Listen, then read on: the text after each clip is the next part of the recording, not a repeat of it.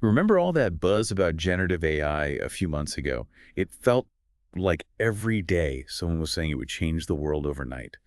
Wild promises everywhere you looked. It was a whirlwind for sure. I think everyone got caught up in the excitement, but now that things have calmed down a bit, businesses are shifting their focus. It's less about the what if now, right? Exactly. It's more about show me the value. And that's what makes the new Deloitte report we're looking at today so interesting. We're moving past the hype. We're starting to see companies actually putting Gen AI to work in practical ways, measurable ways. Absolutely. Deloitte actually found that 67% of organizations are increasing their investment in Gen AI. Wow, 67%. That's huge. So Right. it's not just a fad. It's not. And it's not just because it's the shiny new object. Companies are investing more because they're seeing real value. Okay, so they're not just throwing money at it. What's prompting this increased investment? What are these companies actually seeing?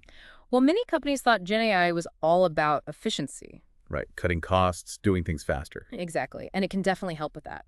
But what's really interesting is that the biggest benefits are coming from other areas, at least according to 58% of the companies surveyed. Here's where it gets interesting. So tell me, what are these unexpected perks? Things like product innovation, stronger customer relationships, even entirely new revenue streams. These are the areas where Gen AI is going above and beyond and exceeding expectations, really showing its potential to transform businesses, and not just in small ways, in big ways. Give me an example. I always find it helpful to see how this plays out in real life. Deloitte gives this great example of a customer service AI. But it's not just answering questions. This AI analyzes customer interactions, in real time. It identifies potential cross-selling opportunities based on what the customer has bought before and what they need right now. So let's say I'm talking to this AI about a new phone. Exactly. It might suggest the perfect pair of headphones, maybe a new case. It's a win-win for everyone. That's incredibly smart. Increased revenue for the company and a better experience for the customer.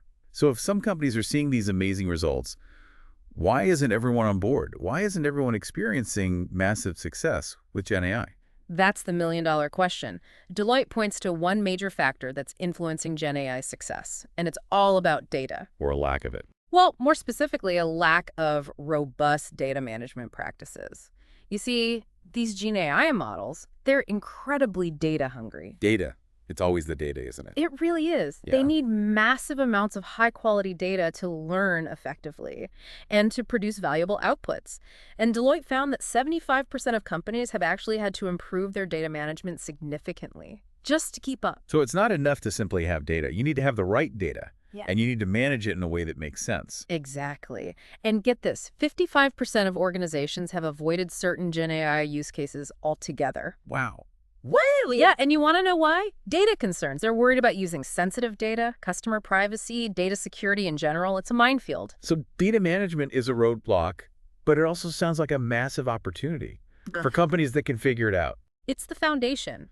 Without it, your Gen AI initiatives, well, you're setting yourself up for failure. So we've established that data is absolutely crucial. Yeah. But are there any industries that are particularly good at navigating this whole data-driven thing with Gen AI? Deloitte's report actually looks at specific industries, and it's interesting to see how different sectors are approaching this whole Gen AI thing.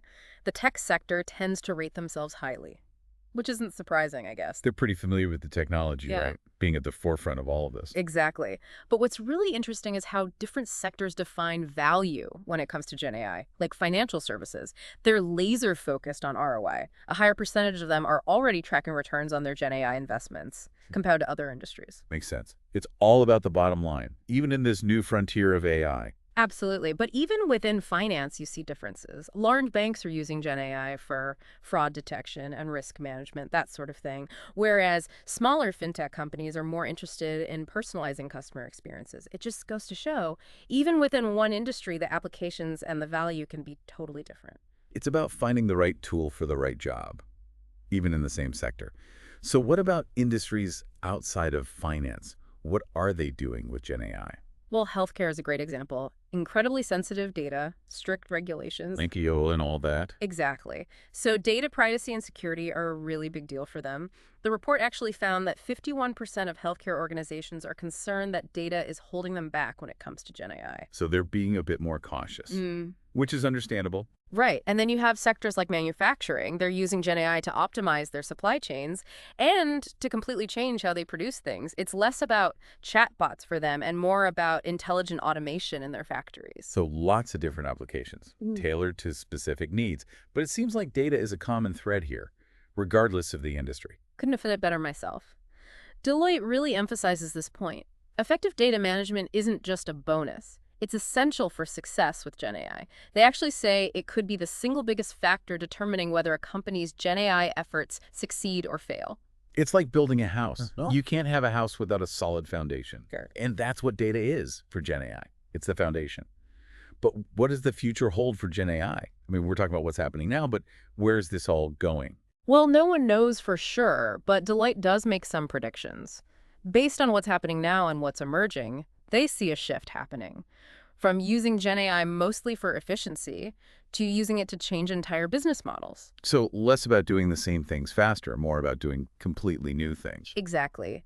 Deloitte thinks the real winners in all of this will be the ones who figure out how to integrate GenAI into every part of their business, from creating products and customer service to making big decisions and beyond. It's about changing how we work at a fundamental level, not just automating things we already do. Exactly, and that's where it gets really exciting. We're pushing the boundaries of what's possible. It could fundamentally change how we approach problems and create value. So that's one big change. What else? What other glimpses into the future does Deloitte offer? One thing they emphasize is the need for better ways to measure GenAI's impact. As GenAI gets more advanced, just throwing money at it without clear metrics and accountability won't work. No more, just trust us, it's working presentations. Not if you want to be taken seriously. Companies need to prove that their GenAI investments are worth it. And not just in terms of saving money.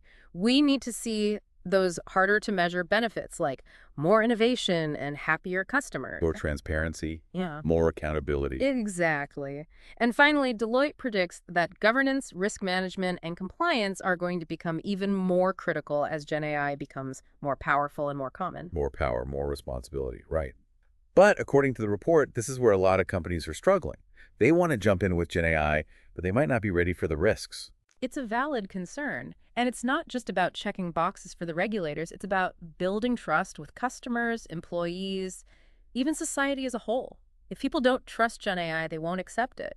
And then all those benefits we talked about, they won't matter. It's about finding that balance, pushing the boundaries while also making sure we're using this technology responsibly, ethically. It's a challenge, for sure, but one we can't ignore. And the companies that rise to the occasion, the ones that master their data, mitigate the risks, and prove they're creating value, they're the ones writing the future of GenAI. It's not just about the technology. It's about how we use it. That's a powerful message. So where do we go from here? What does all this mean for us as individuals? We're talking about a future that will be shaped by GenAI. That's the big question, isn't it? And it's something Deloitte really wants us to think about. The report focuses on businesses, but the impact on individuals will be just as significant. We talk about GenAI shaping industries and economies and everything. It is huge. But it's easy to forget that those are all made up of people. It's true. So what does this all mean for the average person? Like, how can we prepare for a future where GenAI is as normal as, using our phones? That's a great question, and Deloitte actually talks about this in the report. One of their recommendations is embracing this idea of continuous learning. Which makes sense. This technology is changing so fast. Yeah. What we think we know now might not be true tomorrow. Exactly. The skills that are in demand right now might be useless in a few years. So we need to be ready to adapt, to learn new skills and relearn old ones. And the funny thing is, GenAI can actually help us do that. Oh, that's interesting. We always hear about AI replacing jobs, but you're saying it can also help us prepare for the jobs of the future. Totally. Imagine having AI tutors that can create lessons just for you, based on how you learn best. GenAI could change how we learn, make education more accessible to everyone. That's a really powerful thought.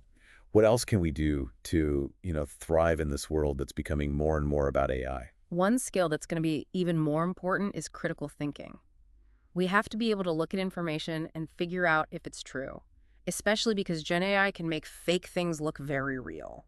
So don't just believe everything the AI tells you. Exactly. Even if it sounds convincing, you need to question things. Do your research, get different perspectives. Don't be afraid to dig a little deeper. Be an active participant. Don't just passively take in information. Exactly.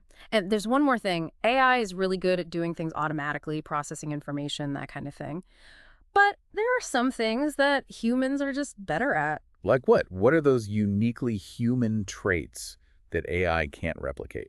Well, things like creativity, emotional intelligence, empathy, building relationships with other people, and thinking critically and ethically, those are the things that will make us stand out in a world where AI is doing more of the routine work. So it's not humans versus AI. It's about finding ways for humans and AI to work together. Yes. And that's why I'm so optimistic about the future.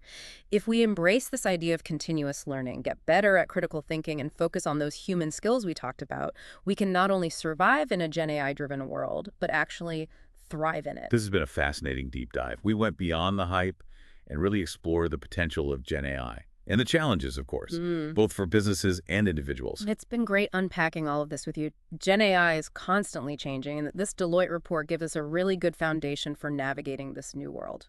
And to our listeners, thank you for joining us on this journey. Remember, the future isn't something that just happens. We create it.